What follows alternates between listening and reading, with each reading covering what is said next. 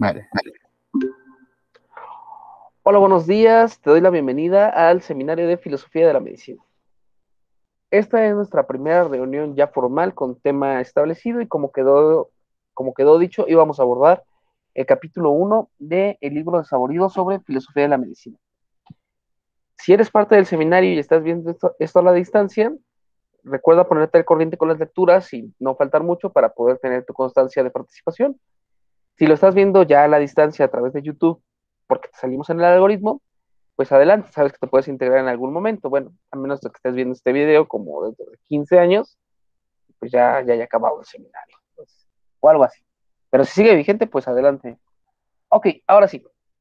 Les mencioné que vamos a revisar el capítulo número 1 sobre desaborido sobre filosofía de la medicina, el cual se enfoca principalmente en dar una noción general de los temas que se van a trabajar. Y les digo que este capítulo es un poquito muy básico, y se enfoca por una parte como para introducir a los médicos hacia la filosofía, y por otra parte vamos a introducir a los filósofos un poquito hacia conceptos ya médicos. El primer apartado dentro de este texto es el que se llama el método socrático o por qué los filósofos acaban cayendo mal a casi todo el mundo, que es como la primera invitación que se hace a la filosofía. ¿De qué trata este pequeño apartado? Bueno, trata sobre cómo el filósofo, esto es como ya medio cliché o medio lugar común, de cómo el filósofo, al igual que Sócrates, termina como metiéndose en muchos problemas por andar molestando a la sociedad con sus preguntas. De hecho, hay una historia que ahí menciona el texto, que es el del tábano de la filosofía. Como ustedes lo recordarán, el tábano es un moscardón que se la pasa picando el trasero se pasa picando el trasero del burro. El trasero del burro representa el estado y el filósofo la mosca. Entonces, pica el trasero del burro, el burro mueve la cola y eso le permite limpiarse. Entonces, el filósofo funciona más o menos igual. A través de estar molestando con su existencia al Estado o al país o a lo que ustedes quieran, va a permitir el cambio o va a permitir que las cosas pasen. Esto se logra a través de cuestionar o poner en tela de juicio muchos de los conceptos establecidos. Y ya tenemos como ejemplo a Sócrates, como siempre va de ciudad en ciudad, y va preguntando a sus, uy, perdón, y va preguntando a toda persona con la que se va encontrando conceptos que en teoría ellos conocen, ya saben, ¿no? Salud, enfermedad, justicia, injusticia, estética, música, libertad y demás. Y a través de este preguntar, Sócrates se da cuenta que no es tan así, que no es tan correcto, o no es tan verdadero lo que las personas piensan, y ya, la mítica frase, yo lo único que sé es que no sé nada. Y ya desde allí ya construimos. Saborido va a tomar esa figura para poder establecer el punto eje de la filosofía de la medicina. De hecho, es curioso porque en este capítulo marca que va a tener dos héroes en el texto. Uno es uno es Sócrates, y el otro héroe que nos va a marcar que es como su gran, su gran avance es Candeliev, pero a Candeliev no va a trabajar, ni tampoco va a trabajar a Sócrates mucho en el texto. Entonces, más o menos es como el parámetro general de esto de Sócrates. Pero vamos a hacer una pequeña pausa aquí. Con lo primero, ¿qué diferencia? Esto ustedes ya lo deben de haber visto en primer semestre. ¿Qué diferencia existe entre el pensamiento de Platón y el pensamiento de Sócrates? ¿Existe diferencia o es el mismo?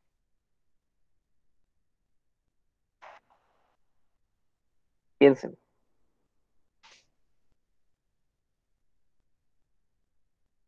¿Sócrates y Platón son la misma persona? ¿Son personas diferentes? ¿O no? Vamos a partir desde ahí. ¿Sócrates y Platón son personas diferentes?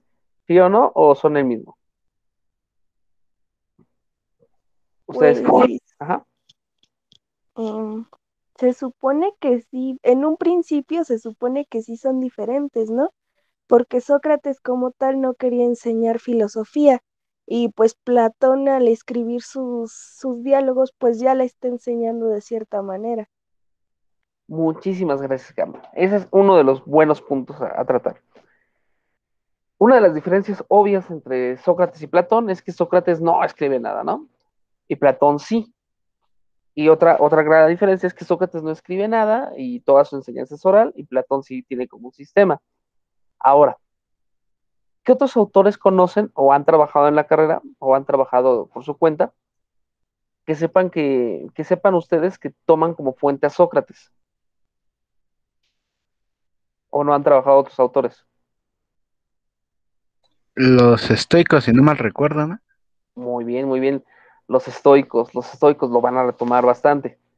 Bueno, antes de los estoicos hay dos, pero perfecto los estoicos, de hecho, a mí me gustan mucho los estoicos. Antes de los estoicos hay otras dos fuentes contemporáneas de Sócrates que lo van a trabajar. Por una parte tenemos a Aristófanes y por otra parte tenemos a un militar, déjenme recordar el nombre. Siempre confundo un poquito a Genofonte con Genófanes. Entonces, denme un segundo. Um, sí, y Genofonte. Genofonte, estos dos autores son contemporáneos de Platón y también de Sócrates en cierta forma. Ya ambos van a tratar la figura de Sócrates un poquito diferente de como lo hace Platón. Entonces, uno de los acercamientos posibles para poderlos diferenciar un poco es abordar el pensamiento de Sócrates desde esta triple perspectiva. Ya si metemos a los estoicos, pues mucho mejor. ¿Cuál triple perspectiva? Desde la visión que tenía Platón de Sócrates, desde la visión que tenía Aristófanes y desde la visión que tenía Genofonte. ¿En qué texto podemos trabajar Y ahorita ya lo vinculamos con filosofía de la medicina, lo prometo. ¿En qué texto podemos trabajar o podemos encontrar a Aristófanes? En un textito que quizás ustedes conozcan o lo hayan escuchado, si no se los recomiendo, está muy bueno, que se llama Las Nubes. ¿De casualidad han leído Las Nubes o no? He escuchado del texto, pero no lo he leído. Muy bien, ¿qué has escuchado, Mm, Carla? ¿Y tú, no, Andrés? No, ok, no, apenas lo escucho. muy bien, no se preocupen. ¿Qué has escuchado, Carla? Pues sí, solamente Nada que más por... en Ajá, este texto se habla de Sócrates, pero que no lo aborda igual que Platón, ¿no? Sino que muy cómico, ¿no? Creo. perfecto, sí, sí, sí. Aristófanes era uno de los grandes sátiros, de los grandes cómicos de la época griega. Y efectivamente lo va a tratar desde el lado de la comedia. Sócrates va a ser un personaje, se cuenta, que cuando Sócrates vio la obra de Aristófanes, se puso a aplaudir como loco y dijo, ese soy yo, y se puso muy emocionado. De qué trata la obra? Se llama Las Nubes y trata sobre un padre que tiene un hijo, el hijo es un chico que no quiere estudiar, no quiere trabajar, no quiere hacer nada, quiere estar todo el día en su casa tirado.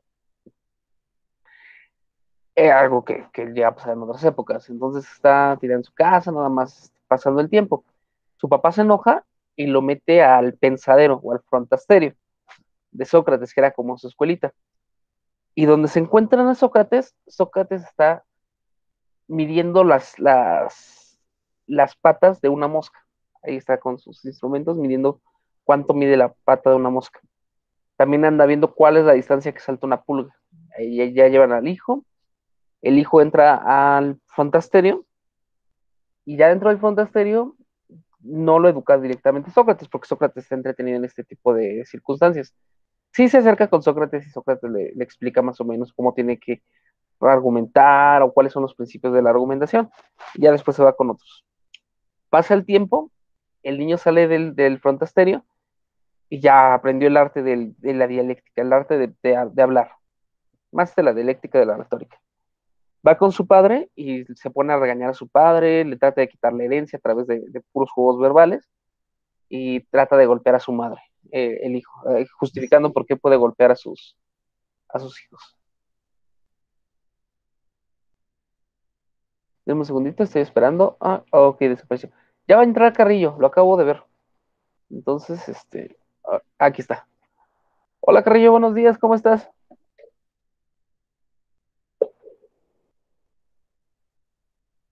Hola, hola, Carrillo, ¿nos escuchas? ¿Nos escuchas? Buenos días.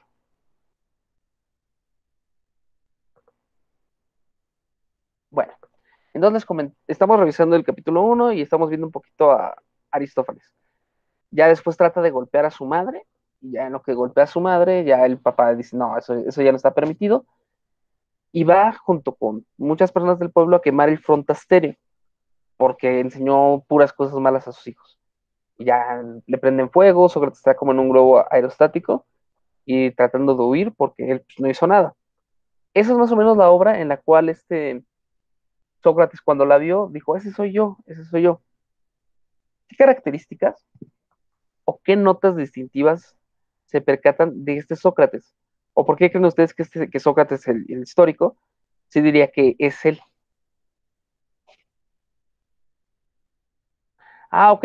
Buenos días, Carrillo. Ya te escuché. Bueno, ya te leí. Estamos revisando tantito Aristófanes para vincular con otros puntos. Entonces, chicos, ¿qué características notan de este pequeño Sócrates de la historia? ¿Y por qué diría este Sócrates que se parece a él realmente? Un punto es como muy sencillo, ¿no? Que es que al igual que Sócrates también es juzgado injustamente y también se le infringe un castigo que no merece, ya sea la cicuta o en este caso que se le incendia con su escuela. Porque en realidad no es que se le esté, no es que Sócrates le haya enseñado a golpear a sus padres o a sus hijos Sócrates, sino que su hijo entró a esta academia, aprendió a hablar y lo utilizó para otras cosas. Ese es el primer punto. El segundo, Sócrates de esta obra se está entreteniendo en cuestiones físicas mucha parte del tiempo, como en cuánto salta una pulga o cuánto le mide la pata a una mosca y demás. Entonces, por una parte tenemos esta visión de Sócrates, de Aristófanes, que nos habla de dos cosas. Uno, que enseñaba cierto tipo de retórica y dos, que se preocupaba por problemas de la ciencia, ¿ok? De física, pues, o de matemáticas, de medición, que es una imagen un poco diferente del Platón, digo, de la imagen del Platón, que ya tenemos un mundo de las ideas, toda una teoría un poquito más desarrollada. Y también tenemos a Genofonte, que fue un militar que se va a encargar también a través de diálogos de hablarnos de este Platón, pero desde otra perspectiva. ¿Qué es lo que sí comparten los tres? Lo que comparten los tres es esta visión de que Sócrates se dedicaba a preguntar a las personas o se dedicaba a cuestionarlos para que ellos mismos tuvieran sus propios planteamientos. Y cada uno desde su profesión, desde el ámbito de la comedia, desde la milicia o desde la filosofía, van a ser como su figura muy general. Y con esta figura muy general, que lo que sí tienen en común es el arte de preguntar o el generar preguntas para poder sacar a la luz a la verdad o mínimamente poner a tambalear los conceptos, es como lo que tienen los tres autores en común.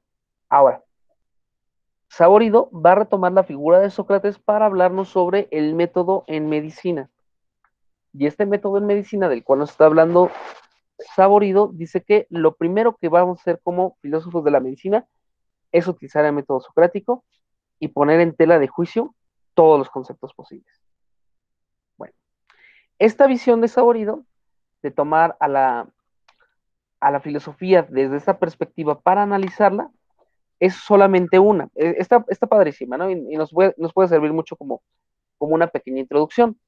Sin embargo, otros autores de filosofía que han trabajado la medicina se van a ir por rutas totalmente diferentes sin tener que recurrir al diálogo socrático. Entonces vamos a puntualizarlas. La primera sería a través de la mayéutica. A través de la mayéutica platónica socrática. Esta es como la propuesta del autor para empezar el abordaje. Sin embargo, existen otras vertientes que vamos a ir trabajando. Una de ellas es la dialéctica materialista. No vamos a abordar a Marx, al menos por el momento no.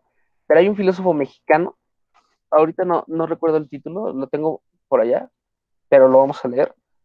Hay un filósofo mexicano que parte de la dialéctica materialista para poder explicar la filosofía de la medicina. Entonces, en lugar de empezar con el cuestionamiento de los conceptos, de qué es salud, qué es medicina y demás, que es como la versión que va a ser Saborido. Este autor que les menciono, lo que hace es trabajar a partir de las condiciones materiales de cada cultura y las relaciones materiales de cada cultura y las relaciones laborales que se establecen para establecer un parámetro a través del cual fundamentar la existencia de la medicina. Entonces cambia un poquito el contexto que podemos trabajar. Otro, tenemos a Mario Bunge. Mario Bunge sí puede partir desde la pregunta socrática en algún punto, pero después ya tiene una metodología muy establecida y muy rígida con la cual vamos a trabajar. ¿Tú cuál consideras que sería como el método de Bunge, Carrillo? Si quieres, por ahí escríbelo, porfa.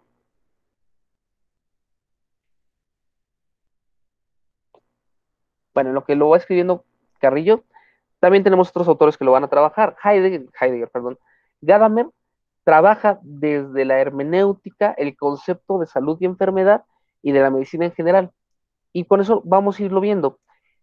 ¿Por qué el autor Saborido, ustedes consideran, o por qué ustedes creen que va a empezar su obra utilizando a Sócrates como punto de...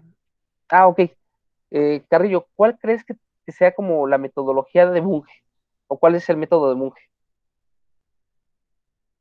Según yo se va como por un analítico sintético, pero no lo sé, un hipotético deductivo, no sé. Ok, entonces les comentaba, ¿por qué ustedes consideran o por qué ustedes creen que Saborido empieza el texto citando a Sócrates? ¿O por qué a Sócrates? Piensen,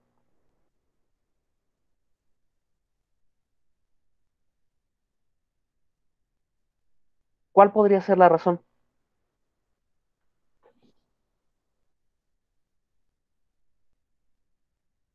Muchas gracias, Carrillo. Ah, bueno, pues citaba a Sócrates porque decía que él hacía muchas preguntas, ¿no? Se cuestionaba lo que se supone que tú ya sabes, como de cajón, y lo hacía para que te dieras cuenta que en realidad no sabías bien de qué estabas hablando. Y se mezclaba esto con los temas de la medicina, que la mayoría de los doctores, pues, saben las cosas, pero no saben bien que las saben, o sea, las toman como de cajón, como si ya fuera algo universal, Mm, varios, sigue, sigue, sigue, sigue. varios conceptos. Entonces citaba a Sócrates porque decía que debíamos de cuestionarnos eso, de cuestionar todos los conceptos que se tenían ya en la medicina como preestablecidos sin realmente llegar a nada.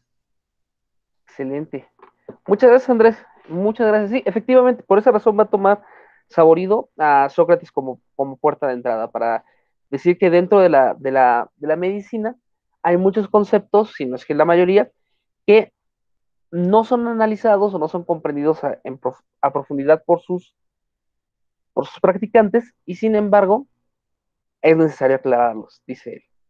Ya tenemos el término de salud, el término de enfermedad, el término de diagnóstico, el término de clínica, el término de tratamiento, muchos, muchos términos que vamos a ir revisando. Y lo que él considera es que tenemos que poner en tela de juicio estos conceptos para poder hacer una crítica o para poder hacer filosofía desde el cuestionamiento de estos conceptos. Y señala mucho al personal médico. Sin embargo, si queremos hacer una visión un poquito más global o una visión un poquito más amplia, no solamente tendríamos que verlo desde el lado de los médicos, y esto es doble. ¿A qué me refiero? Por una parte, los médicos no son los únicos encargados de hacer medicina. ¿Ok? ¿A qué me refiero con ello? Dentro de un hospital o dentro de una institución médica, aparte de los médicos, tenemos al personal de enfermería, tenemos a radiólogos, también tenemos a químicos, tenemos a bacteriólogos, tenemos a personas encargadas de muchas funciones, hasta el personal de limpieza, si ustedes quieren, y todos ellos están coexistiendo o colaborando para llevar a cabo el proceso de salud, enfermedad de las personas. Entonces, no solamente el médico es aquel que se encarga de la medicina, sino que tenemos que abordar todos estos planteamientos.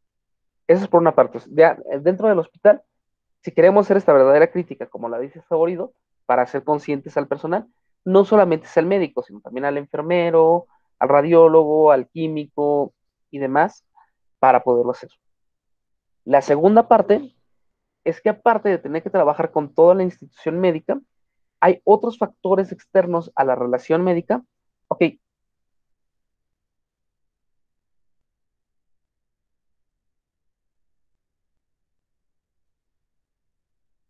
pero lo leo, estoy leyendo en silencio. Carrillo nos dice, uno puede pensar que es muy cuadrado y plano, pero habla de Bunge, pero la verdad es muy integral. De hecho, es muy directo en que su propuesta es mucho mejor que cualquiera que parta del materialismo dialéctico, porque según él, el dualismo que presupone no tiene correlato objetivo. La naturaleza no es dialéctica, dice. Muy bien, de hecho, hay bastantes críticas a la dialéctica, tanto hegeliana como marxista, principalmente será marxista, que es hacia donde va para acá. Y efectivamente, Bunge no es un pensador cerrado, lo vamos a ir trabajando. De hecho, ¿por qué le mencionamos a Bunge y al materialismo dialéctico? Para no quedarnos con la visión de Saborido. O sea, Saborido tiene una visión muy buena, pero es un solo camino. Sin embargo, no es el único camino para hacer filosofía de la medicina. Ya, por ejemplo, miramos con Bunge, como dice que la mayoría de personas encargadas de hacer medicina, que no son estrictamente médicos basados en el sistema científico, son macaneadores, como les llama, o sea, son fraudes.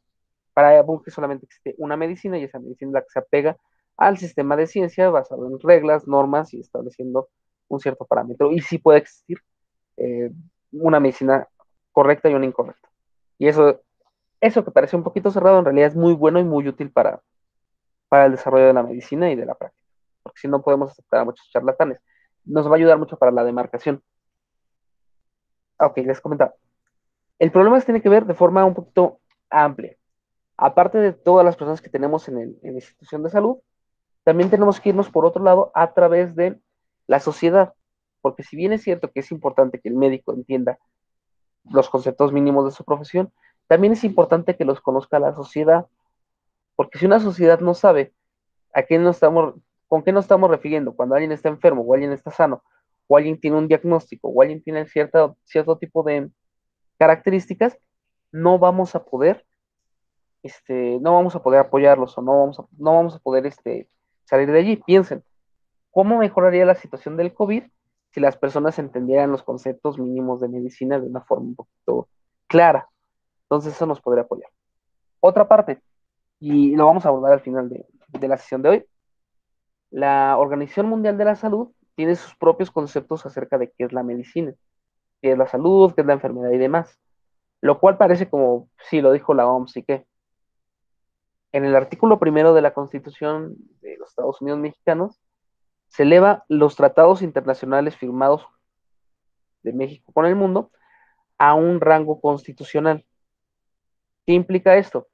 Que si nosotros firmamos un tratado con una serie de naciones, lo tenemos que implantar o lo tenemos que llevar a cabo en todos nuestros proyectos. En este caso, tenemos que tomar en cuenta la visión de la OMS porque es la visión oficial. Es decir, toda la ley de salud, todo el sistema de salud de forma amplia y cada una de las clínicas en particular se van a guiar por lo que dijo la OMS. Entonces la política va a estar totalmente metida en filosofía de la medicina y también tenemos que aprender a lidiar con esa parte. Ese es como el lado amplio. Ahora, regresando un poquito al texto. Como bien dice, perdón, un segundo, como bien, un segundo, ¿dónde está? Como bien dice Andrés, la apuesta o el señalamiento de empezar con Sócrates es con este objetivo de poder tomar postura de preguntar para poder abrir abrir la pregunta para cuestionarnos sobre los conceptos. Sin embargo, también tiene una cierta postura. La postura es partir desde Sócrates e invisibilizar a los autores previos. ¿A qué autores previos me refiero? A los presocráticos, que algunos llaman pre-hipócrates, perdón, pre-hipocráticos, los cuales son autores basados principalmente en el lado más material de la física para explicar sus problemas y nosotros lo vamos a retomar poco a poco, porque este texto está muy bueno para iniciar. Sin embargo, vuelve muy obvias o se salta muchas partes que considero importantes. Por ejemplo, aquí ya nos vamos a saltar de aquí, vamos a empezar a ver la visión biologicista contra la constructivista. Y ya nos vamos a ir manejando con los términos. Sin embargo, a lo largo de la historia ha habido una concepción de la filosofía de la medicina que que no necesariamente tiene esta dualidad entre biologicismo y constructivismo. Y hay que trabajarla. Pero bueno, este es como el primer punto. Vámonos con el segundo. Bueno, primero, comentarios, puntos que quieren señalar sobre el primer punto, sobre el primer apartado, sobre el método socrático o por qué los filósofos acaban cayendo mal a casi todo el mundo. ¿No? Ok. Entonces vamos a avanzar. La segunda parte del capítulo 1 se llama la filosofía y los presupuestos más básicos de la medicina. ¿Saben realmente los médicos qué es salud y enfermedad? Y aquí se pregunta Saborido si en realidad los médicos conocen o no cómo utilizan las palabras de fondo o si solamente tienen una versión utilitarista. Bueno, ustedes ya llevan teorías de la verdad, creo. No, todavía no llevan teorías de la verdad, la van a llevar el próximo año, ¿verdad? O ya llevan teorías de la verdad. No, No, ok. A mí me gusta mucho esa materia. A ver quién se las da. Bueno, ¿a qué me refiero con esto de... Pues bueno, ¿por qué les menciono esto? Lo que dice el autor es que muchas veces los médicos no utilizan los términos más que de forma como instintiva, sin profundizar en ellos, y que habría que irnos un poquito más allá. Esto ya tiene una cierta toma de postura, pero vamos a iniciar antes de esto, antes de la toma de postura, con algo más básico. ¿Ustedes consideran o ustedes creen que sea necesario que el médico comprenda sus términos para llevar a cabo su labor o su profesión o no? Y puede aplicar prácticamente para cualquier profesión, ¿no? Pero es necesario que el médico tenga explicado, tenga diferenciado cómo es que está entendiendo la palabra salud y la palabra enfermedad para llevar a cabo su profesión o no. ¿Qué piensan ustedes?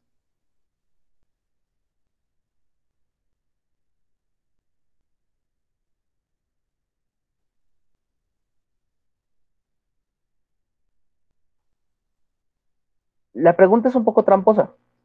¿Por qué? Porque la verdadera pregunta es, ¿ustedes creen que pueda existir un médico que pueda llevar su profesión sin tener un concepto sobre salud y enfermedad o no? Piénsenlo. Y es curioso. ¿Por qué? Porque en realidad todo médico o todo personal de salud, le guste o no le guste la filosofía, le guste o no le guste profundizar, va a partir de cierto presupuesto. Es decir, no es que diga, voy a curar a esta persona. ¿Qué es curar para ti? Pues voy a seguir mis reglas o lo que he aprendido para llevar a cabo un procedimiento. No, sino que toda persona y principalmente los médicos, en este caso que estamos hablando, parten de un presupuesto sobre qué salud, sobre qué es enfermedad. Este presupuesto puede ser de dos naturalezas. Puede ser un presupuesto implícito, o sea, un presupuesto que él no se dé cuenta que es su presupuesto, o puede ser de forma explícita. Tal vez es como intuitivo, exacto, muchas gracias, Carrillo. A eso me estaba refiriendo. No creo que lo tengan deliberadamente delimitado, pero que sí lo tienen tácito. Muy bien. Efectivamente, a lo mejor es cultural. Perfecto. Me sigues la línea. Eh, el concepto de salud y enfermedad quizás no lo tienen de forma explícita, o sea, no lo tienen ellos consciente. Como dice Carrillo, puede ser hasta intuitivo o cultural. Es decir, al estar sumergidos dentro de una cultura determinada, vamos a generar lo que es nuestro concepto de salud y lo que es nuestro concepto de enfermedad. Podría ser. ¿Cuál es el problema de hacer esto o de tener un concepto tal cual de forma intuitiva o de forma cultural? Que en el fondo estamos reproduciendo una estructura ya dada y solamente la estamos poniendo en marcha, lo cual es muy bueno si tenemos una estructura como muy neutra o muy objetiva que nos permita avanzar. El problema es que muchas veces estas estructuras no son tan neutras, sino que tienen intereses particulares de fondo o tienen ciertos elementos que no son necesariamente, bueno, que no necesariamente se vinculan con la medicina, sino con otras cosas. Entonces, el volver evidente o el volver explícito para un médico a través de la pregunta cuáles son las concepciones que él mismo tiene, le pueden ayudarse a replantear su propia labor médica y eso va a modificar su propia labor. El hacer explícito o el hacer consciente a una persona sobre su propia profesión o sobre sus propios conceptos, o mínimo que lo replantee, le va a permitir tener otro nivel de acción u otro nivel de comunicación con su propia ciencia. Por ejemplo, un médico puede considerar que toda un médico puede considerar que una persona que siente ansiedad, si no sale en una tomografía alguna parte del cerebro que tenga un cambio, puede creer que en realidad la persona está de chillona, perdón por la expresión. Él puede creer que la persona está de chillona, que nada más está fingiendo, que nada más está jugando. Y él puede creer que esa es la realidad objetiva. ¿Por qué? Porque no se vio nada en la tomografía, entonces lo debe estar inventando. Si le hacemos la pregunta para tratar de ver cómo entiende el término salud y cómo entiende el término enfermedad y demás, o cómo entiende la alimentación de la enfermedad misma, podemos percatarnos que en el fondo él considera que toda enfermedad tiene un rastro biológico, que si no tiene un rasgo biológico, entonces no podemos hablar de una enfermedad. Por tanto, si en la tomografía no aparece nada, debe de ser necesariamente un charlatán o un chillón quien está hablando. Y ya con eso podemos tener como un parámetro desde el cual hablar y ya puede justificar un poco su postura o inclusive puede decir, no, no, ¿cómo crees? Yo no creo eso. Y entonces decirle, bueno, es que eso es lo que estás reproduciendo con tu discurso. Y ya por medio de ello empezarlo a replantear.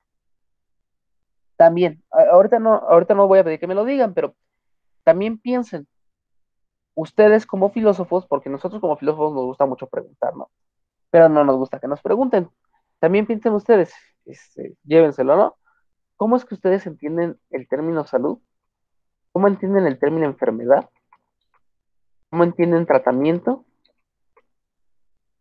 ¿Cómo entienden la enfermedad mental? Para irlo haciendo consciente o un poquito más explícito. Entonces, Saborido, cuando nos está hablando sobre este tipo de cosas, lo que nos dice es que la filosofía nos permite sacar a flote estos presupuestos básicos y a través de sacarlos a flote, analizarlos de fondo para poderlos llevar un poquito más a la conciencia.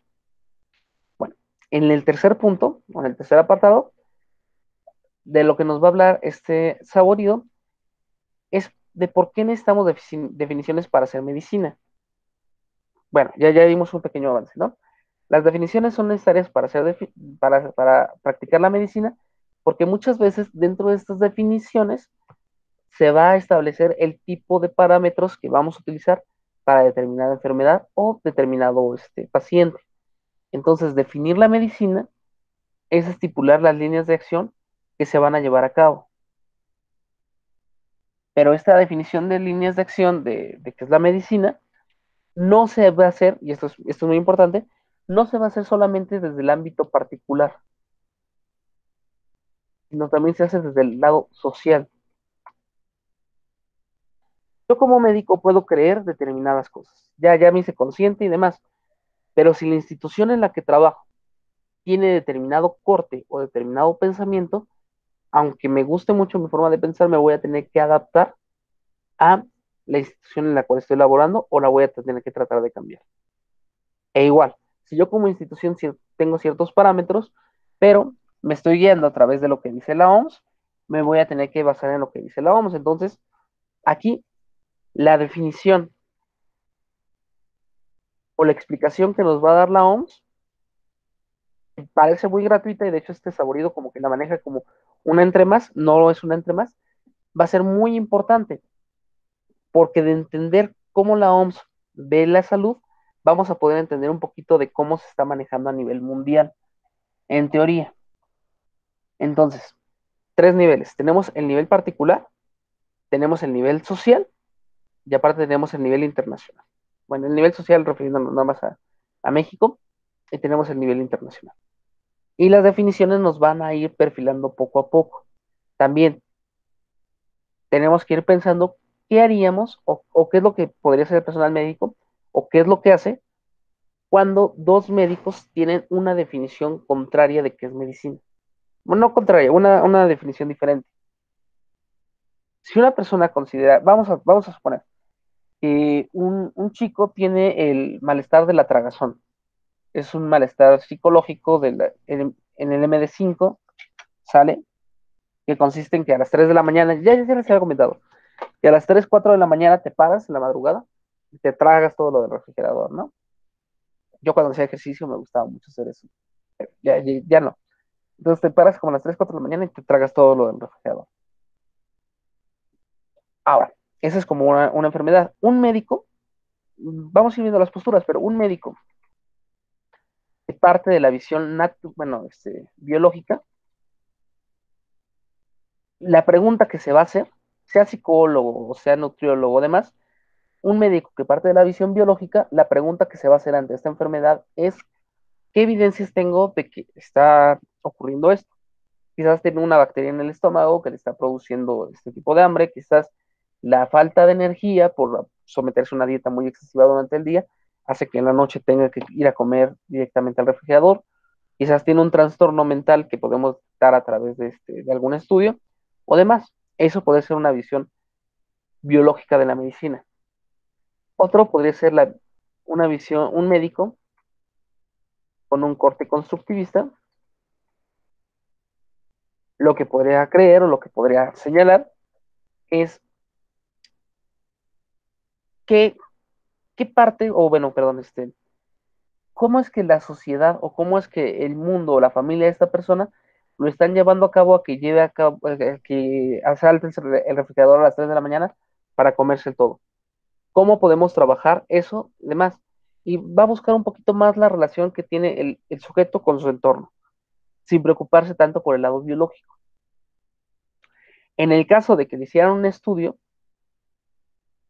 del cerebro y no apareciera nada, lo más probable es que el médico biológico, bueno, el médico que se basa en la biología, totalmente va a decir, bueno, no tiene nada este paciente, debe ser algo de psicología, lo remitimos para allá y nos libramos de él. En cambio, el médico constructivista va a decir, bueno, es que eso no nos garantiza que no esté enfermo, puede tener otras características.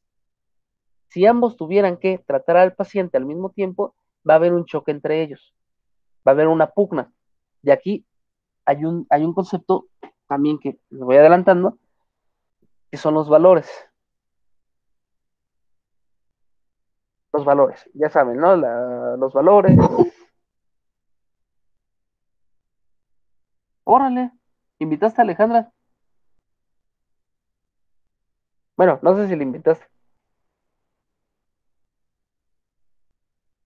Denme un segundito, estoy esperando a que aparezca Alejandra. Hola, Hola, Ale. hace mucho que no nos vemos. José me invitó. Sí, tiene muchísimo que no nos vemos, Ale. ¿Cómo estás? Muy bien. Sí, muy bien. Aquí en casa. ¿Qué tal? Sí, yo también ando por aquí. Muy bien, qué bueno, qué bueno. ¿Te invitó Carrillo o te enteraste por otra forma? Me invitó. Muy bien, muy bien, muy bien. Entonces, no hay ningún tipo de ambiente incómodo entre los dos, ¿verdad? No, no, todo bien. Ah, muy bien, muy bien. Qué bueno, qué bueno. Es que como les perdí el rastro durante un tiempo, ya no sabía cómo tratarlos a los dos. Pero qué bueno que todo bien. Sí. Mira, estamos revisando el capítulo 1 de Filosofía de la Medicina. Y vamos en el apartado 3 en el por qué necesitamos definiciones para hacer medicina. No sé si pudiste darle una checadita al libro. ¿O no le Ay, pudiste dar una checadita? yo la verdad no estoy enterada, pero yo los escucho. Muy bien, bienvenida. Te voy a compartir el enlace del libro al ratito. Bueno, te lo comparte Carrillo. Perdón, Carrillo. Te comparte al ratito Carrillo el enlace para que lo tengas, ¿va? Ok, ok. Muy bien. Entonces estábamos revisando por qué las definiciones son importantes para el médico. Y estábamos viendo cómo las definiciones muchas veces pueden definir cuál es la labor que van a desarrollar. Un médico biológico, un médico que parte de la biología directamente, va a tener un pensamiento muy diferente a uno que piensa que la enfermedad es una construcción social. Y si ambos tienen que tomar una decisión, van a estar enfrentados. Y aquí entramos en una lucha de valores. Valores en el sentido más sencillo, ¿no? Valores como entendido esto como eh, preferencia, valor entendido como preferencia de X. O sea, yo valoro algo cuando lo prefiero sobre otra cosa. Entonces, si los dos están con una visión médica diferente, a través de las definiciones, van a enfrentarse y van a estar chocando hasta que lo logran resolver. Ya lo sea que lo resuelvan por el diálogo, ya sea que lo resuelvan a través de otras instituciones o a través de otros medios no médicos, como puede ser el chantaje, la extorsión, los amigos y demás. Lo interesante es que en esta pelea de valores que hay entre las dos personas, está en medio un paciente, ¿ok? Entonces, a diferencia de otras discusiones que tenemos sobre, no sé, como ustedes, ¿no? De si los marxistas, si el sistema marxista es ciencia o no es ciencia, ahí no se va a morir nadie si ustedes definen. Pero a veces en filosofía de la medicina, bueno, en estos conceptos de la medicina, considerar si un paciente está sano o no está sano, sí va a influir directamente sobre la vida de un sujeto. Entonces, la importancia de las definiciones es radical, es radical, ¿ok? Es muy importante. Ahora, otro punto importante es, y esto el autor no lo señala, es que también definir la medicina también implica definir la historia de la medicina. Y aquí podemos ver bastantes cosas, lo podemos ver desde el lado de Kuhn, Thomas Kuhn, ya lo irán a ver en algún momento, o lo podemos ver desde otros autores. Definir la historia de la medicina nos va a dar un parámetro de cómo vamos a trabajar a las otras doctrinas médicas. Podemos creer, por ejemplo, que existen dos tipos de medicina, esto lo manejan algunos autores, que es la medicina científica y la precientífica. Y todo lo que es la medicina precientífica no sirve absolutamente para nada. ¿A qué me refiero con medicina precientífica? Pues, por ejemplo, a los escritos del Códice de la Cruz Badiano, los escritos de los hipocráticos, los escritos de los Vedas, el libro amarillo. El libro amarillo es el libro de cabecera de la medicina china, ¿ok? El libro amarillo, todos estos, como son precientíficos, en realidad ni siquiera hay que tomarles en cuenta en nada. Solamente son cuentos, pues. Es una visión que podría haber. Otra visión podría ser que cada una de estas escuelas médicas que han existido a lo largo del tiempo han tenido su propio contexto y su propia forma de explicar el mundo. Y por tanto tienen una forma de validez en ese contexto y en ese periodo. Y lo que nosotros podemos hacer desde ese parámetro es ver qué puedo rescatar de esas tradiciones para aplicarlas en mi propio contexto. Entonces cambia radicalmente. Puedo ver a la historia de la medicina como un montón de curiosidades, como, miren, qué chistoso que antes consideran que existía el chi, ¿no? O lo puedo considerar como una parte que explicaba su mundo y que quizás me pueda ayudar a explicar el mío. Entonces, cambia mucho. Entonces, definir, al igual que en casi cualquier lado, nos va a permitir entender muchas cosas. Y esto se tiene que hacer consciente para el médico. Y no solamente para el médico, les digo, también para la sociedad. Porque así como el médico tiene sus propios conceptos de qué es salud, qué es enfermedad y qué es médico, también lo tiene la población. Les voy a poner un ejemplo sobre esto para profundizar. No sé si sabían ustedes que más o menos a la mitad de la pandemia, la gente empezó a hacer gárgaras con pinol, bueno, el equivalente a pinol. En México sí fue pinol.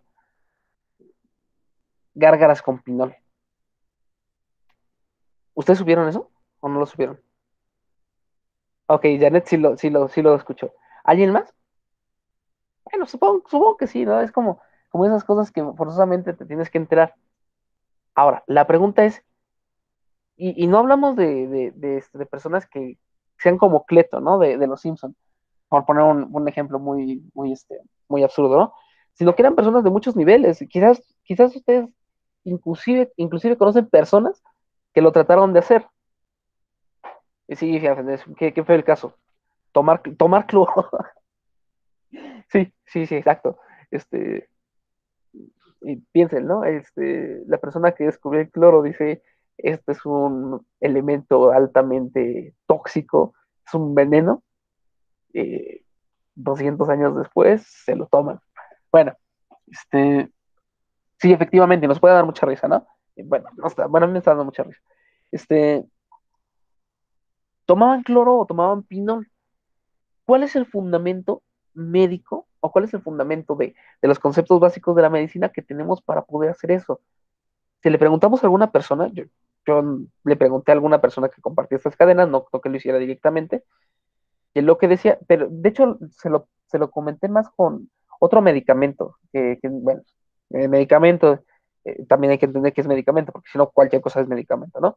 Ese tipo de sustancias algo de plata, no sé qué. Le pregunté, oye, ¿y por qué piensas que eso te va a curar? Y lo que ellos decían como justificante es, a mi amigo, no, perdón, mi amigo tiene un amigo que le funcionó. Ok, entonces el criterio médico para saber si algo funciona es, mi amigo tiene un amigo que le funcionó. En alguno de los casos, ¿no? Otro puede ser un video de WhatsApp, un mensaje, un texto de WhatsApp y demás. Exacto, muy bien. Esa es la fuente. Ese es el punto. ¿Cuál es el justificante que dan? El cloro y el pinol eliminan gérmenes. Si tengo un germen en la boca, porque el coronavirus es un germen, para esta visión de conceptos muy, muy generales, entonces si me meto eso a la boca, me voy a curar. Lo cual no solamente denota falta de conocimientos médicos, sino también falta de conocimientos de biología y falta de conocimientos de elementos y demás. Sin embargo, eso es parte de la sociedad y parte de la población. Nuestra labor como filósofos, o como médicos, sí, médicos, perdón, filósofos de la medicina, es poder apoyar a las personas para que dejen de creer este tipo de cosas. No desde el punto de yo lo sé todo, ¿no? Sino desde el punto de darle herramientas para poderse defender mejor. Por ejemplo, en unos meses va a salir un textito, luego se los paso, que se llama La otra pandemia. No, perdón, la pandemia dentro de la pandemia, que es el surgimiento de las falacias en torno al COVID-19. Lo escribí yo, ya me lo van a publicar como en unos mesecitos. El punto es que en ese texto o en general, como filósofos, ustedes pueden enseñar a detectar pensamientos falaces o a generar pensamiento crítico para que la gente no crea estas cosas cuando las ve. Y para eso tenemos que hacerlos conscientes de ciertos conceptos básicos de medicina y poderlo llevar a cabo. Entonces, ¿cuál es la importancia? El apartado 3 era, ¿por qué necesitamos definiciones para hacer medicina? Porque si no tenemos definiciones para hacer medicina, en realidad no vamos a tener una conciencia clara de qué es lo que estamos haciendo, ya sea desde el sector salud, desde el médico en su clínica o desde la persona en su casa. ¿Ok? Entonces, sacar las definiciones es bien importante. Y también, aparte de sacar las definiciones, ponerlas a prueba, irlas retando e irlas destruyendo un poquito. Bueno, esa es una parte. Y también lo que les decía del histórico. Y lo vamos a ir rescatando, porque hay ciertas cosas que son bien curiosas y lo tenemos que ir viendo. Ya les habían señalado lo del mal de amor. Se los voy a volver a mencionar otra vez, porque me gusta mucho este ejemplo. Para la medicina árabe, mal de amor. Para la medicina árabe, ya saben, ¿no? Que después de que cae el imperio romano, demás, los árabes adquieren muchísima relevancia económica, política, social, y ahorita no es tan fuerte porque pues son los malos, ¿no? Pero ellos inclusive ya podían hacer operaciones de cataratas y bueno, esto ya nada más como dato cultural. Había personas que se dedicaban a hacer matemáticas, pero matemáticas avanzadas, que su profesión era ir a un pueblo y llegaban al pueblo, ponían un desafío matemático y hacían una colecta de monedas por día. Y el que lograra resolver el ejercicio matemático se llevaba todas las monedas, que recolectaran no sé en cuántos días. Si no, pues ya se las llevaba la persona que había puesto el reto matemático. Entonces había personas que literalmente vivían poniendo retos de matemáticas fuertes en los pueblos y ya con eso se entretenía la gente. Entonces, una sociedad que se entretiene resolviendo problemas de matemáticas es una sociedad que sí tiene un poquito desarrollado el pensamiento. Nosotros nos entretenemos con el reto de la botella de TikTok, ¿no? Bueno, dentro de esa sociedad, Averroes, un filósofo, eh, traductor y seguidor de Aristóteles en muchos sentidos, en su libro, y un médico muy bueno, en su libro de medicina, plantea una enfermedad que es el mal de amor. ¿En qué consiste el mal de amor? Cuando ustedes los termina una pareja, se les muere, o cualquiera de estas circunstancias que ustedes se quedan sin pareja, o que ni siquiera los aceptaron, los rechazaron, pues, lo que decía este Averroes es, hay ciertos síntomas que se presentan en el paciente, como que está decaído, deja de comer, el color de la piel se le vuelve blanco, solloza por todas partes, en los peores casos de la enfermedad se quiere suicidar y demás. Y el tratamiento, ¿no? Esos síntomas. Tratamiento, llevarlo al parque a caminar, obligarlo a comer, presentarle personas nuevas, enseñarle la belleza del mundo, evitar que esté solo, no permitirle que tenga fotos o poemas o demás de la persona a la que extraña y demás. Entonces, y ya el resultado de ese tratamiento, ya lo explicaba, si el tratamiento funciona bien en determinado tiempo, ya podemos verlo como ya empieza a comer más, empieza a salir con amigos, empieza a divertirse, pero hay que evitar una recaída. Entonces lo tenía en un libro de medicina estipulado tal cual, ¿no? Entonces la definición de la enfermedad, curiosamente, también implica una definición de síntomas y una definición de tratamientos posibles. Ahorita les puse uno bonito que es el mal de amor, pero por ejemplo, un médico ruso, un médico estadounidense o un médico mexicano podrían creer que la homosexualidad es una enfermedad. ¿Partiendo de qué? Partiendo de que en la naturaleza los animales se reproducen macho y hembra para tener crías. Entonces, si eso es lo natural, una reproducción macho-macho, hembra-hembra, es una reproducción insana. Yo no creo eso, lo claro. Es una reproducción insana y por tanto hay que tener tratamiento. ¿Cuál es el tratamiento? Y aquí ya depende de la definición que tengas de medicina y de la enfermedad de la homosexualidad, lo que puedes hacer.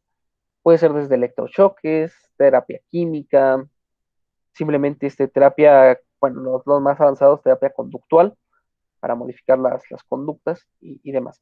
¿Y cuál es el resultado de esos tratamientos?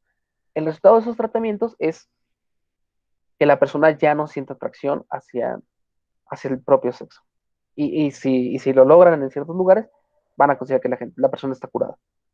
En realidad, no, ¿no? Y si la persona ahora está más traumada o por los electroshocks ya dejó de ser una persona como tal y demás. Entonces, la definición va a impactar muchísimo en cómo va a poder funcionar todo esto. El punto 4 del texto ya se va a centrar un poquito más en lo que es la salud y la enfermedad como propiedades biológicas. Ya nos dice, bueno, una de las visiones más extendidas a través de la medicina es que la salud y la enfermedad son propiedades biológicas. Y aquí nos vamos a enfrentar con ciertos problemas. El primero de ellos es, ¿qué es la biología? ¿Qué es la vida? Y si toda enfermedad es una propiedad biológica, entonces todo rastro de algo negativo, bueno, también tenemos que entender que es enfermedad de salud desde el lado biológico. Sería todo aquello que modifica la homeostasis del cuerpo, homeostasis, perdón, del cuerpo, impidiendo que tenga un desarrollo correcto. O todo aquello que está en contra de las funciones naturales del organismo. Y ya tenemos las propiedades biológicas. Ahora, ¿qué consecuencias tiene de tratar a la salud y la enfermedad como puramente biológicas? ¿Ustedes qué piensan? ¿O es correcto?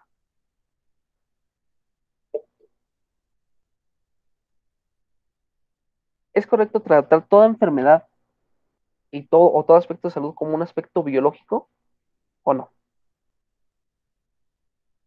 ¿O qué nos faltaría para contestarlo?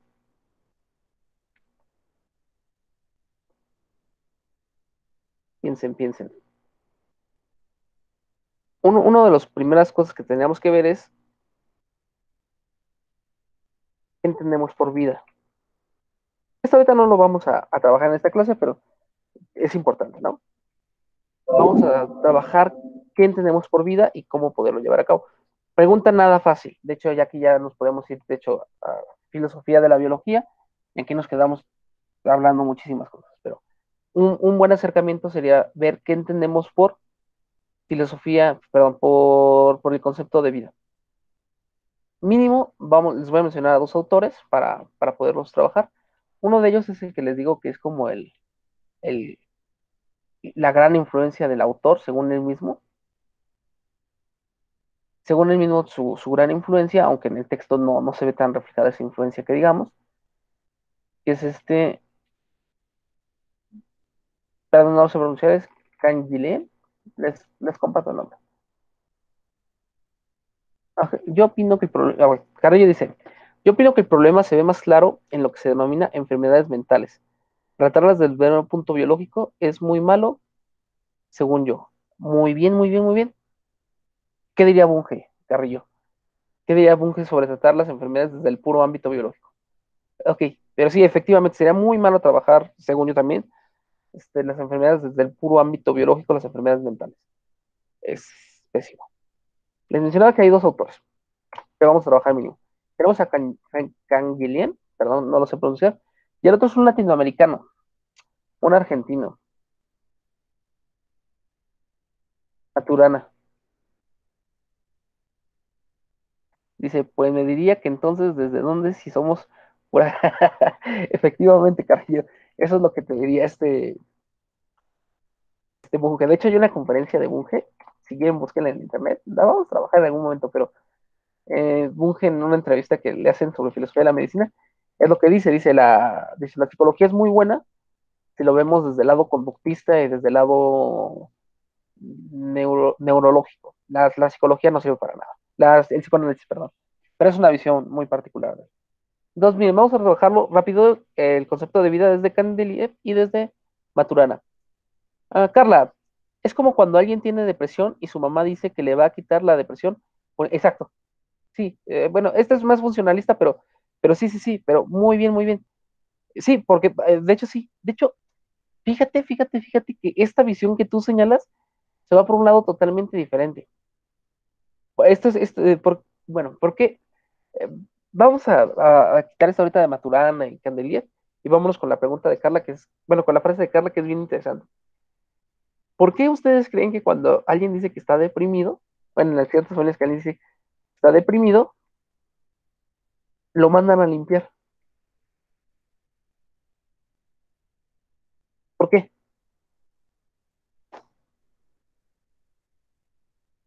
¿Por qué cuando alguien está deprimido lo mandan a limpiar? A mí me mandaron a cada rato, ¿no? ¿Pero por qué? Para que se ocupen algo. Muy bien, Carla. Una vez para que se ocupen algo, ¿no? ¿Por qué estás deprimido? Pues porque estás pensando de más. ¿Cuál es el tratamiento? Puedes dejar de pensar de más, entonces ponerte a trabajar. Esa es una de las formas que podría ser. Entonces aquí ya no hablamos de un parámetro biológico, en realidad, bueno, no necesariamente biológico, ya hablamos de una cuestión más pragmática, más funcional. No nos interesa saber, pragmática en qué sentido, en que no nos interesa saber si la enfermedad es biológica o si es social, ¿no? Pero si es que se quite, ¿cómo se quita? Con trabajo. Otra podría ser, por ejemplo, que lo que pasa es que, y ya sí lo podemos ver desde el lado biológico, exacto, exacto. Y esa es gracias, Carla. Este es otro de los puntos que tenemos que trabajar. ¿La depresión es una enfermedad o no es una enfermedad? Y porque mucha gente puede creer que es flojera, entonces ya no hablamos de médicos, ¿ok? Vamos a dejar a los médicos tantito por acá y vamos a quedarnos con la sociedad. En una familia en la cual tenemos una persona con un cuadro clínico de depresión, si toda la familia considera que no es depresión, sino que simplemente eso no existe, sino que es flojera, piensen todo el conflicto o todas las personas que van a tener. O quítale, exacto. O la depresión se quita echándole ganas, según mucha gente. También según Carlos Muñoz, ¿eh? Vean el debate, me encanta el debate de Rosalín contra Carlos Muñoz. Es como el filósofo vengándose por fin de alguien. No sé, es que normalmente los que somos filósofos, bueno, no sé, esa es una generalización apresurada, pero muchos de los que somos filósofos en realidad no fuimos como el chico fuerte en la escuela, ¿no? Entonces, ver que de repente nosotros podemos hacerle bully a alguien es gratificante. No es bueno, pero es gratificante. Pero efectivamente, la depresión se quita echándole ganas. Además, si tenemos estos conceptos, como ponte a limpiar para que se te quite la depresión, échale ganas, o peor, ¿no? Es que me siento triste. Pues no te siento así, pues gracias, campeón. Este, es parte por una incomprensión de las enfermedades mentales y lo que puede implicar de la sociedad. Entonces, parte del filósofo también podría ser en cómo poder explicar a la sociedad todo esto. Ustedes me podrán decir, bueno, es que eso es labor del médico, ¿no? O es labor del psicólogo. Pues sí, pero al parecer no está funcionando a nivel social muy bien. Entonces, como filósofos de la medicina, podríamos interceder. Ok, entonces les comentaba. Maturana y Canguilhem. Canguilhem va a considerar que este autor, lo mencioné en el texto, si lo recordarán algunos de ustedes, era contemporáneo de Foucault, ¿ok? Entonces está muy, muy metido en este tema también, y él también se va a ir por el lado de la normalidad. Canguilhem va a decir que el ser vivo es aquel que va a buscar las condiciones para poderse desarrollar de forma normal. Entonces, en lo que es el organismo vivo, es encontrar la forma, modificar el entorno o modificar las reglas para poder estar en un estado de normalidad. Si ustedes, por ejemplo, están en una sociedad, este es un ejemplo, bueno, ahorita se los pongo. Entonces, la normalidad implica cohesión con el entorno de cierta forma. Entonces, ¿qué es estar sano? Estar cohesionado con el entorno o podernos mover con el entorno de una forma adecuada. Una persona que dice, ¿cómo se podría tratar los casos de sugestión? Porque según yo, es tener síntomas de una enfermedad que no tienes. Y en el aspecto biológico, ellos no presentarían ninguno. Bueno, primero, Andrés, muchas gracias por la pregunta. Primero, este caso de sugestión, sí hay una enfermedad de fondo, ¿no? Es una enfermedad mental, la que tiene por allá. Luego, ¿cómo trabajarla? Aquí sí te voy a quedar un poquito a deber, porque ¿cómo trabajarla? Porque yo te les puedo decir, bueno, hay que trabajarla explicándole que es un error mental y demás, pero eso será eso es lo que estoy diciendo sería lo mismo que decirle, échale ganas desde la filosofía, ¿no? O sea, utiliza el pensamiento crítico y no. Entonces, aquí sí te lo voy a dejar un poquito, me la llevo de tarea para poderla analizar un poquito. Y tú señalas, ¿cómo podrías tratar los casos de sugestión? Porque según yo, es tener síntomas de una enfermedad que no tienes.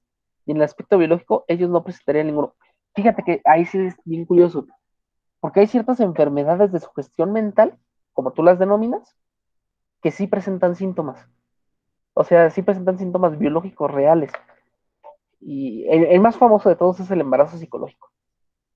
Que no está embarazada la persona, pero sin embargo su cuerpo responde como si estuviera embarazada y sí genera todos los síntomas, todo el incremento de vientre, el deseo de comer y demás, y no hay nada, o sea, no hay un producto. Entonces, no, este punto es bien interesante. Te lo voy a dejar ahí para no, déjame copiarlo mejor para pegarlo por otro lado, para ver cómo se podría trabajar. Denme un segundito, que tengo que pegar esto por acá. Ya, ok. Entonces les comentaba, una persona, y esto es bien curioso, para Candeliev, si dice que el organismo que se adapta a su entorno o que normaliza su entorno para que él pueda estar bien, es un organismo sano y un organismo que no logra alterar su entorno, no logra tener las condiciones para tener un desarrollo normal, entonces está mal. Una persona en silla de ruedas, una persona discapacitada, ¿estará sana o estará enferma? Para Candeliev, piensen. Una persona en silla de ruedas para Candeliev, que señala que un organismo está sano si se logra adaptar a su entorno para sobrevivir de la mejor forma posible. Una persona sana, una persona discapacitada que no puede caminar, ¿estará sana o enferma? Sí, no, o depende. Y si depende, depende de qué. Piensen.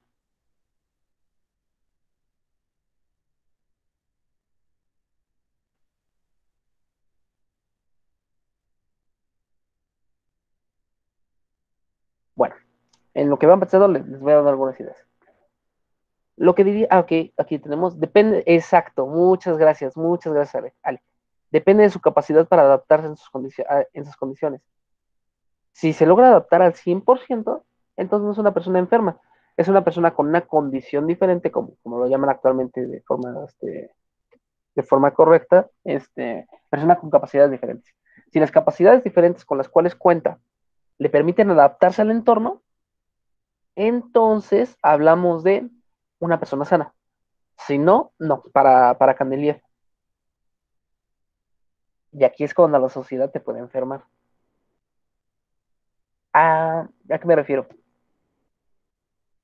Una persona en una escuela, un estudiante en una escuela que no tiene rampas y tiene escaleras, el que ese estudiante estudie en esa escuela automáticamente lo convierte o lo pone en una condición de enfermedad frente al resto. ¿Por qué?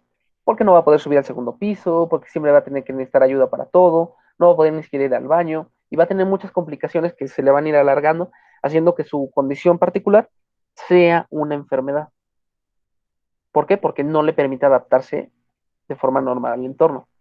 En cambio, una escuela que tenga rampas, que tenga elevadores, que tenga todo lo necesario, va a hacer que la persona se desempeñe o se desarrolle de forma plena, sin ningún problema, y no va a haber enfermedad. Entonces aquí la enfermedad y la salud, diría Canelia, aparte es una cuestión biológica, también es social, porque las sociedades pueden ayudar o desmeritar algo para poderlo llevar a cabo. Y si se quieren ir por, eso es un ejemplo, ¿no? Pero también piensen, una persona negra, una persona negra en una sociedad racista y esclavista, pues lo va a enfermar. O sea, bueno, no lo va a enfermar, pero sí lo va a hacer como inferior, en el sentido de que pues no puede adquirir un buen trabajo, no puede tener pensamiento abstracto, no puede tener muchas cosas. Se debe a que es una raza inferior. No. Las condiciones son las que alteraron. Bueno, ese es Candelier. Lo vamos a trabajar. ¿Cuál es el libro que vamos a trabajar de Candelier? No sé, yo creo que va a ser el segundo libro que vamos a trabajar de aquí en el seminario. El libro se llama, permítanme, aquí lo tengo, lo, lo, lo descargué para poderlo tener, se los voy a compartir. Es lo normal y lo patológico de Candelier. Está padre. Está un poquito largo, pero está padre. Ahora, Maturana, él también lo vamos a trabajar, yo creo que lo vamos a trabajar a la par. Él tiene un término que se llama autopoiesis. Autopoiesis. ¿Qué quiere decir esto? Que los seres vivos son aquellos que tienen la capacidad o tienen el poder de autocrear sus reglas, autocrear sus condiciones para poder sobrevivir. Entonces, a diferencia de una piedra o a diferencia de un cacho de madera que nada más están ahí existiendo, el ser vivo, desde un microorganismo hasta un elefante, tiene la capacidad de autodeterminarse de ciertas maneras para poder estar vivo. ¿A qué se refiere con autopoiesis?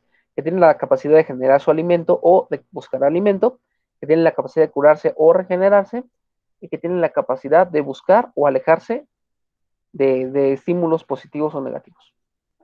Aquí tenemos el autopoiesis de Maturana.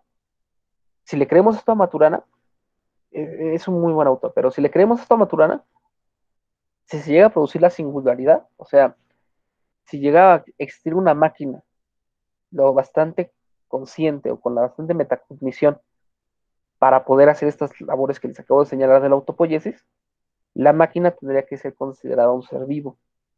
Y si una máquina es considerada un ser vivo, entonces ya no estaría descompuesta, ya estaría enferma. Y ya cambiarían muchos conceptos de muchas cosas, pero como no ha pasado, vamos a dejarlo nada más ahí como planteado de qué pasaría con la medicina robótica. Y también, de hecho ya tenemos ciertos problemas, ¿no? Porque una persona que tiene una prótesis, si se le descompone la prótesis, bueno, bueno, mejor vamos a continuar con el texto base y luego.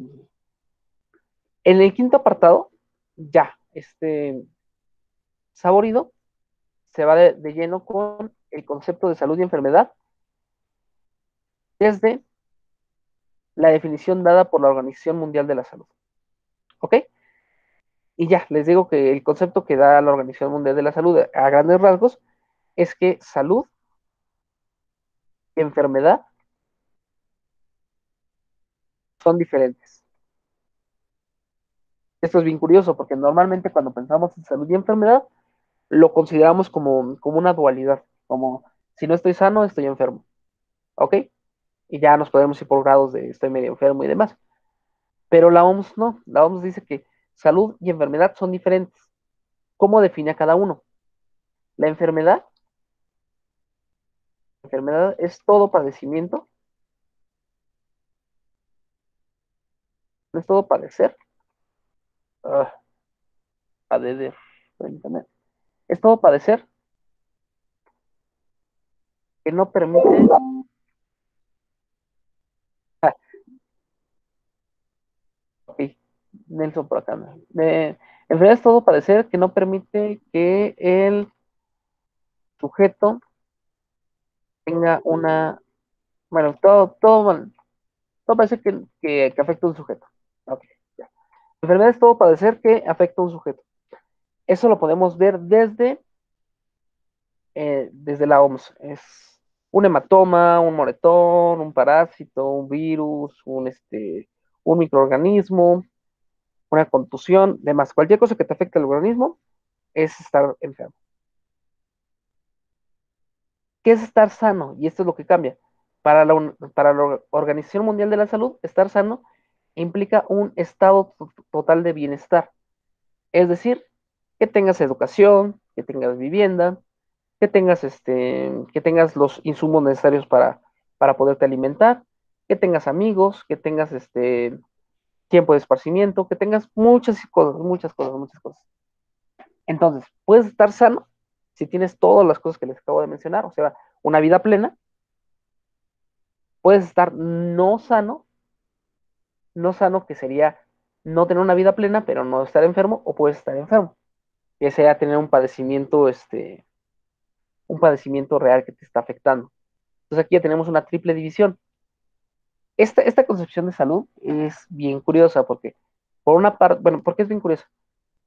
Porque aquí entra más al lado de la política que al lado de la salud.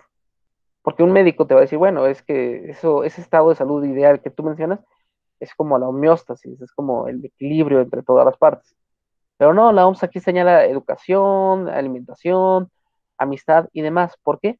Porque está señalando a través de esto, está señalando los perfiles necesarios para una política de salud pública. Y con esta política de salud pública, no solamente está señalando lineamientos de cómo debe actuar un médico, sino cómo tiene que actuar un país y los elementos mínimos que tiene que tener una persona. Y ya, entonces, la ley de salud de cada país no solamente se va a encargar de curar a los enfermos o no curarlos, sino que se va a encargar de muchas cosas más, como puede ser la prevención, la desnutrición, la educación, el maltrato y demás. Entonces, de la definición de la OMS surge toda una estructura social y política, con un doble objetivo, ¿no? El primer objetivo, que es claro, es mejorar la salud y el bienestar de toda la población en general, y eso es muy loable, pero lo otro también es para cuestiones meramente políticas, de quedar bien con ciertas personas o de fingir que estamos haciendo determinado trabajo. Entonces, la política pública, ya vista desde ese punto, sería prometer en campaña o prometer en ciertos sectores: voy a mejorar la nutrición, voy a mejorar esto, pero que solamente quede en papel. Entonces, un problema de la OMS es que, y se ataca mucho, es que puede ser considerada como idealista. Idealista en el sentido de que no se va a cumplir realmente, solamente está ahí plasmada. Y lo que se trata de hacer es de hacer una concreción de todo eso. ¿Cuál es la ventaja? ¿Cuál es la ventaja de todo esto? Les digo que México está unido a la OMS por cuestiones constitucionales desde el artículo primero. Entonces, si estamos unidos y la OMS dice esto, podemos atacar políticamente, legalmente, a muchos aparatos y muchas injusticias que surgen en el mundo, bueno, en el mundo, perdón, en el país, a través de esta ley. ¿Ok? Entonces, partimos de esta definición, la aterrizamos en la ley de salud, la aterrizamos ya en los reglamentos particulares de cada uno y podemos empezar a defendernos desde allí. Esto parece muy, así como que tiene con la filosofía. Sería una parte de la labor de la filosofía de la medicina, educar a las personas en política médica para que ellos resuelvan sus problemas de una forma más eficiente y evitar que haya tantos problemas que podemos ver. Una pequeña desviación de eso es algo que se le llama la medicina laboral. ¿Qué estudia la medicina laboral? La medicina laboral estudia las condiciones de riesgo dentro del trabajo que pueden devenir o pueden generar lesiones que le van a costar al patrón mucho más dinero. Hay médicos que se especializan en esto. ¿Cuál es el problema? Que la mayoría de los médicos que se especializan en esto, ya a nivel filosófico, tienen un corte biologicista, es decir, solamente ver la enfermedad como cuestiones biológicas. Entonces, ¿qué es lo que hacen cuando estos médicos laborales llegan a grandes empresas a mediar? Pues tratan de reducir los riesgos biológicos, como hacer que los empleados se laven siempre las manos, que usen casco, que en el suelo no esté mojado para que no se resbalen y demás. Pero esta visión biologicista, quitando el lado constructivista o el lado social, no hace que muchos otros problemas se den cuenta, como el estrés laboral, como la ansiedad, como muchas otras cosas que pueden ocurrir en tu trabajo. Entonces, si educamos a los médicos, o bueno, si apoyamos a los médicos con su educación para que vean todos estos problemas sociales que hay, cuando lleguen a su trabajo pueden modificarlo y la salud de los empleados en teoría podría cambiar.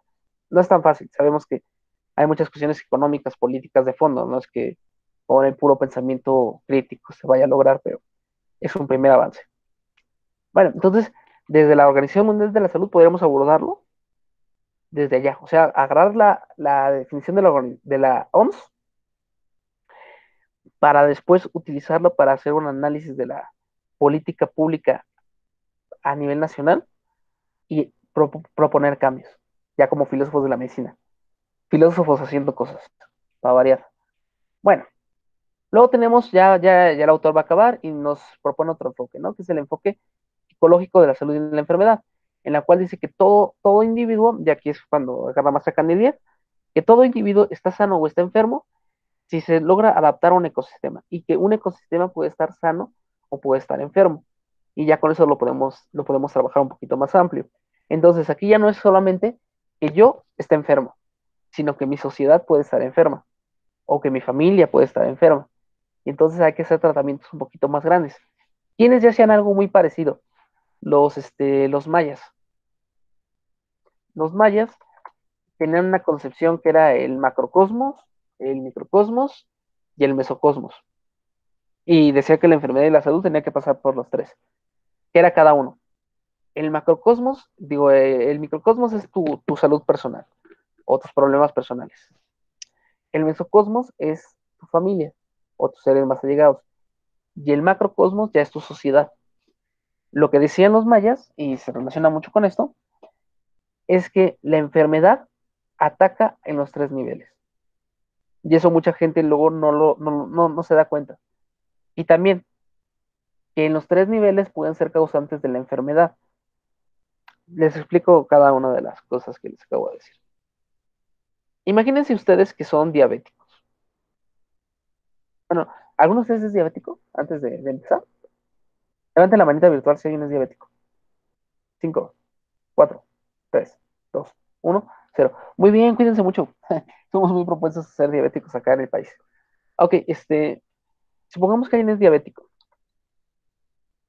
Alguien es diabético, lo que dirían los mayas es, esta enfermedad no solamente lo afecta a él, o sea, no es solamente que digas, me causa conflictos o me causa problemas o tengo insuficiencias o puedo quedarme ciego o me pueden servir llagas que nunca curan, demás. No, sino que un miembro de la familia sea diabético, que sea el microcosmos, también afecta al mesocosmos, a la familia. ¿Por qué afecta? Pues porque van a estar pendientes de la enfermedad, va a haber un gasto adicional que es el gasto de la compra de la insulina, en caso de que se quede ciego la persona o tenga alguna llaga o pierda la pierna y es el jefe de familia, puede generar problemas económicos para toda la familia y demás. Entonces la enfermedad no solamente te afecta a ti, sino que afecta a toda tu familia. Y muchas veces esto sería bueno que se lo explicáramos a las personas, que no solamente que te pase algo a ti, te va a afectar a ti, sino también a tu familia. Y también al macrocosmos. En el caso de esto vamos a reducirlo solamente a nivel nacional. Y el que tú estés enfermo de diabetes, aparte de que afecta a tu familia, también afecta a todo el país, porque afecta el presupuesto destinado para la compra de insulina, el presupuesto para educación de este aspecto, especializaciones médicas y demás. Entonces, una enfermedad se va hasta el nivel más grande. Entonces, no la podemos ver solamente como un aspecto individual, o al contrario, no es que una enfermedad te vaya a atacar solamente a ti, sino que se va en los 3 niveles. Y les pongo como ejemplo el COVID. El COVID es un muy, muy, muy buen ejemplo sobre esto. Muchas personas pueden creer que el COVID es una enfermedad, y hasta lo llegan a llamar así, ¿no? Que es como una enfermedad muy democrática. ¿Por qué es una enfermedad muy democrática? Pues porque a todos les da por igual. Tanto si eres rico, como si eres pobre, como si eres anciano, como si eres niño, te puede dar igual. Y no, no es cierto. Eso es ver a la enfermedad como una cuestión biológica. Y sí, efectivamente, si lo vemos como una cuestión biológica, todos somos igual de propensos de adquirir el virus.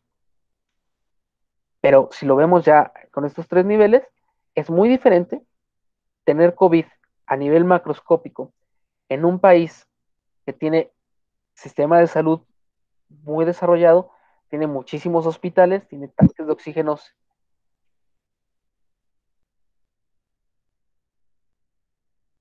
En un segundo, todavía no acabamos, pero voy a decir que ya acabamos. Estoy esperando que se conecte Edson. Deme un segundito, entonces seguimos. Bueno, vamos a continuar. Pero ya saben, cuando llegue Edson, voy a decir que ya acabamos. Bueno, chicos, y con eso acabamos el seminario del día de hoy. Espero que hayan tenido un buen día. Hola, Nelson, ¿cómo estás? Hola, profe, perdón por tardar. No te preocupes, justo me acabo de despedir, ya nos vamos. Ah, bueno. No, no, no es cierto, no es cierto, no es cierto. Todavía nos quedan como 15 minutos. Ah, Mira, ya estamos viendo el último punto bueno, no, sí, el último punto, el enfoque ecológico de la salud y la enfermedad, del capítulo 1. Más o menos te acuerdas de qué trata, ¿no?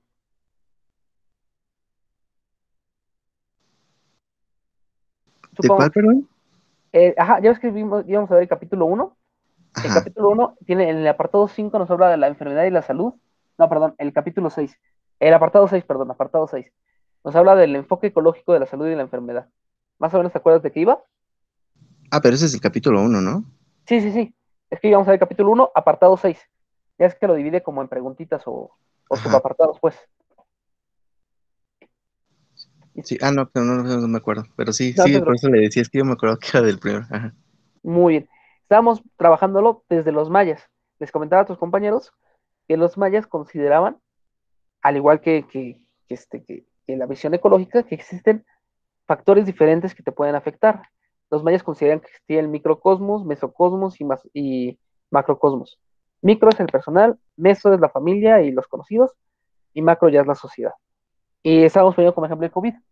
No es lo mismo que te dé COVID en un país con suficientes camas, suficiente dinero para atención médica, suficientes tanques de oxígeno y suficiente personal médico, o inclusive la capacidad, como lo tuvo China, de construir un hospital en semanas, a tener COVID en un país tercermundista que su sistema de salud de forma muy sencilla y muy fácil puede colapsar.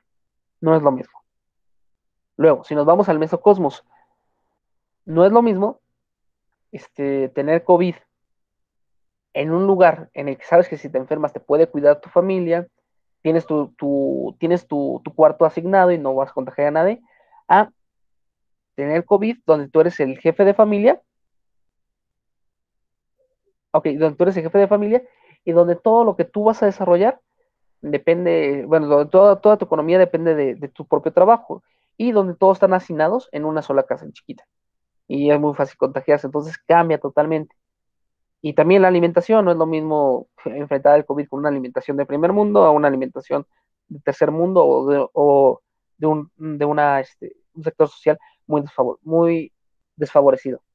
Entonces, la enfermedad y la salud también depende del ecosistema y de todo lo que lo va rodeando. A ver, dice Carla, o como en algunos lugares que ya están vacunados y pueden salir de manera normal, pero hay otros como aquí donde va muy lento, exacto, exacto, y ya pueden empezar a salir normal, ya pueden tener su vida un poquito más tranquila, y aquí que no sabemos qué es lo que va a pasar.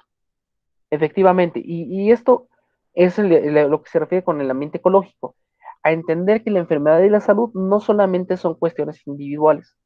Y pongan mucha atención, porque a veces los discursos ya de política pública de salud pueden tender hacia allá. ¿Por qué? Hay un discurso que ustedes han manejado, yo también he manejado mucho, que es decir, ay, maldita gente que sale sin cubrebocas, cómo los odio. Ok, será por ellos que de Estado no han muerto por la... Exacto, exactamente, o sea, ¿por qué un jefe de Estado de 80 años o de 70 años no se va a morir de COVID? Ah, bueno, pues porque el señor come bien, tiene 3 médicos a su disposición, tiene acceso a medicamentos, oxígeno y todo. En cambio, una persona de 80 años en otra parte ni siquiera tiene para comer. Lleva 3 días sin comer. Te va a llegar el virus, te va a afectar muy fuerte. Entonces, las condiciones determinan mucho cómo van a ser tratados. ¿Cuál es la trampa? Les decía, yo me enojo mucho cuando veo a una persona sin cubrebocas en la calle y me enojo y puedo llegar a decir las frases que todos decimos de, ay, es ignorante, o ay, por eso nunca vamos a salir, o que sí, ya la horrible, ¿no? La de, ojalá se enferme. Pero ese tipo de forma de ver el mundo es echarle la culpa directamente, directamente a la persona. Es decir, ver a la salud y a la enfermedad en el nivel en el microcosmos. Solamente ver a esa persona. Y eso le conviene mucho a muchos estados. ¿Por qué? Porque entonces, ¿por qué te enfermaste? Ah, pues porque no me puse cubrebocas, estoy todo momento. Y pues, digo, ¿por qué te moriste? Ah, bueno, ¿por qué se murió tu esposo? Pues porque no se puso el cubrebocas. Y pues ya, todo menso. Si ampliamos la visión, pues sí, no se puso el cubrebocas.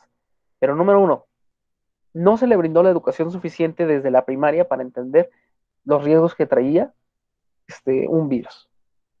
Segundo, ni siquiera los medios de comunicación de su país ni su presidente utilizan el cubrebocas.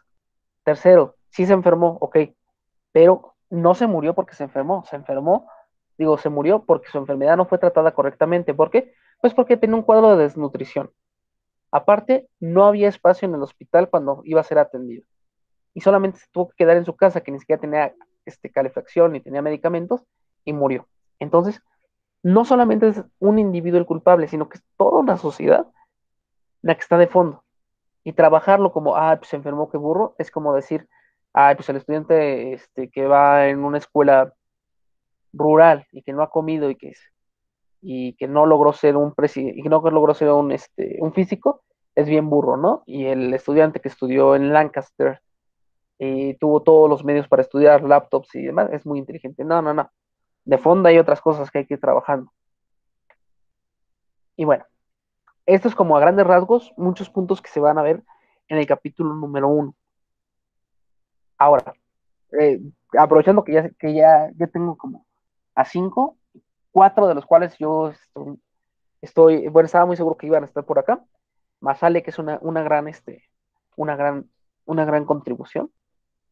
Todavía me acuerdo de tu ensayo de filosofía de la ciencia, así, el mejor ensayo de todos. Perdón, Carrillo, el mejor ensayo que revisé esa ocasión. Me gustó mucho. Bueno, ahora, también el de Carrillo estuvo muy bueno. Y no te conocía a ti, Nelson, en ese entonces.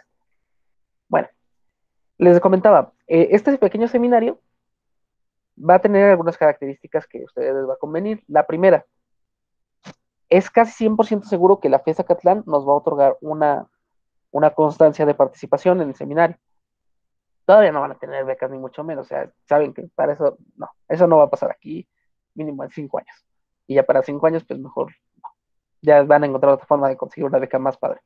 Entonces, pero sí vamos a tener un reconocimiento de la FES de nuestro seminario. Para eso tenemos que juntar 27 horas. Hasta ahorita llevamos 4, entonces lo más probable es que cuando vaya a acabar el semestre o al inicio del semestre próximo, ya tengamos las horas y ya pueda pedir las constancias.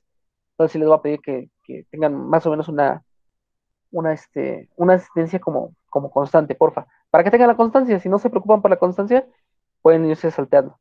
Aparte, hay una asociación de filosofía chiquita que se llama el Grupo Delfos, de la cual también participa Nelson, que me están ayudando para que nos den un reconocimiento de parte de la UAP y también de parte perdón, estoy agarrando el celular para poderles decir de parte de que otra universidad nos podrían dar el reconocimiento. Permítanme. Es que no sé el nombre de la otra universidad, pero por aquí debe estar. Esto que ven que estoy haciendo, de que estoy viendo el celular y así arrastrándolo y anciano, a ustedes les va a pasar, ¿eh? Entonces no, no, no se burlen mucho porque mientras más pasa el tiempo, más te vas volviendo así un anciano. Entonces, déjenme buscar aquí, pongo WAP. Ajá, la UAP y la UBAC. La UBAC, la verdad, no sé, no la reconozco todavía mucho. Pero esto es lo padre. En teoría, Acatlán sí nos va a dar reconocimiento, sí nos va a dar como su validez, y vamos a tener que hacer algún seminario, digo, alguna presentación. Y en teoría estas otras dos, entonces los animo a que sigan por acá y si conocen a alguien que se quiera animar, pues díganle que mínimo va a tener una constancia o quizás 3. Ahora, vamos hasta aquí. La próxima clase, la próxima reunión del seminario, vamos a trabajar una de las siguientes dos cosas, y aquí sí les voy a preguntar. Bien, podemos seguir con el enfoque naturalista de medicina como biología aplicada, que sería el capítulo 2 del texto, para echarnos todo este libro primero. No, yo creo que sí. Vámonos mejor así para ahorrarnos problemas. Próxima sesión, vamos a analizar el capítulo 2 del enfoque naturalista. ¿Hay algún voluntario que quiera revisar el capítulo 2? O sea, que quiera hacer la exposición. Listo. Nelson, excelente, Nelson. Muchas gracias. Entonces, Nelson, la próxima por dos. La próxima sesión del seminario nos va a presentar Nelson y ya. Eh, preparen preguntas, preparen temas y demás. Dime, Nelson.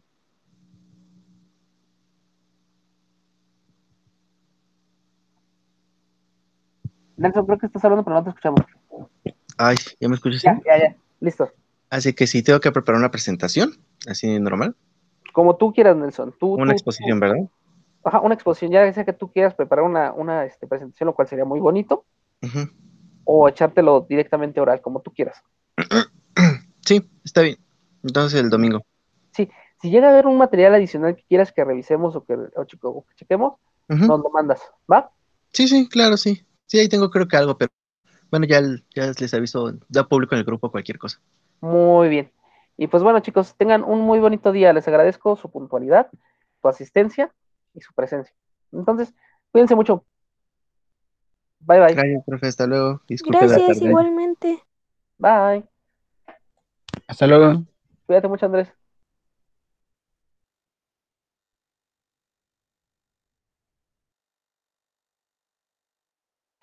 Bueno, seguimos aquí porque toca la escena post créditos. Y en esta escena post créditos les quiero comentar que les agradezco mucho por estar en el. Cuídense.